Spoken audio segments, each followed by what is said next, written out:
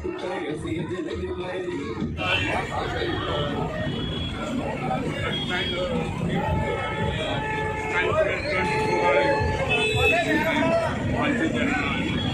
जी का खालसा वाहिगुरू जी की फतेह। अज टिकरी बॉर्डर के विच आए हैं जिथे सानू कई वीरां ने दस्सिया कि कुंडली बॉर्डर बहुत ज़्यादा लंगर भी पहुँच चुके हैं। काफ़ी उत्थे वीर जिहड़े सारे कुंडली बॉर्डर से पहुँचते हैं ते अज असी फिर इत्थे टिकरी बॉर्डर पहुँचे हैं। साडी बाबा दीप सिंह सेवादार जथेबंदी की टीम जिहड़ी फॉगिंग अगे करते सीगे कुंडली बॉर्डर से जिहड़े मच्छरां की रोकथाम के लिए। ते अज जिहड़ा टिकरी बॉर्डर से पहुँचे इत्थे बर्फी का पिन्नियां का ते चाह दा नाल लंगर भी लगाया गया। सधाणे की संगत का बहुत सधाणा पिंड की संगत का बहुत बड़ा सहयोग है ते साडे नाल साडे बहुत मुख्य शख्सियत साडे अंबाले तो ढाक साहब वो भी इत्थे पहुँचे आ। पहले टिकरी बॉर्डर पहुँचे सीगे ते उन्हां नाल भी इत्थे गलबात हुई आ।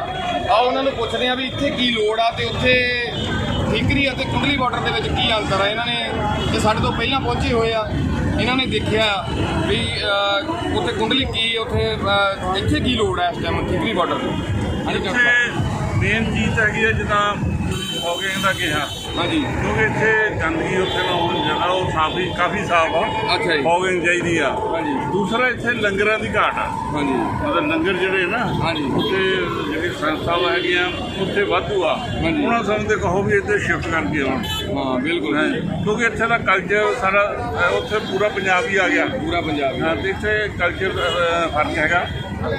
लंगरां दा इन्हां नूं मेरा ख्याल पता नहीं सिस्टम का है तो सारिਆਂ ਦੀ रोटी भी अपनी बनाते हैं और लंगर टाइप नहीं है। लंगर टाइप इस करके ਤੁਹਾਨੂੰ भी बेनती यही आ ਤੁਸੀਂ भी इस बॉर्डर से ना टिकरी दे जो एक तो अपना पंजाबी सिस्टम का पता लगेगा क्योंकि इतने राजस्थान तो भी आ फिर अबोहर फाजिलका का एरिया वो थोड़ा जिहा साडे दुआबे नाल फर्क आ ते तीसरा यूपी के बंदे हैगे आ। हाँ जी होर भी आ रहा है जिथे भी उन्ना ही रश आ पर इन्हां चीज़ों की रोक की घाट आ। फॉगिंग वाला बहुत वधिया तुहाडा उपराला लंगरां दा कराओगे सारा ਉਹਦੇ ਲਈ ਅਸੀਂ ਵੀ ਤੁਹਾਡੇ ਨਾਲ ਯੋਗਦਾਨ ਪਾਉਣ ਨੂੰ ਤਿਆਰ ਆ। ठीक है जी ਤੇ ਉਹਦਾ जी हाँ जी लंगर का जो भी ਹੁਣ ਬਣਦੀ ਦੇਖਾਂਗੇ। ਉਸ ਤੋਂ ਬਾਅਦ ਸਧਾਣਾ ਪਿੰਡ ਤੋਂ ਜਿਹੜੀ ਸੰਗਤ ਜਿਹੜੀ ਉਹ ਬਰਫੀ ਅਤੇ ਪਿੰਨੀਆਂ ਦਾ ਜਿਹੜਾ ਬਣ ਰਿਹਾ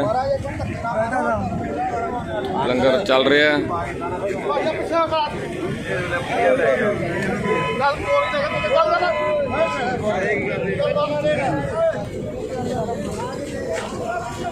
ਚਾਹ ਦਾ ਲੰਗਰ ਨਾਲ ਠੀਕ ਹੈ ਜੀ।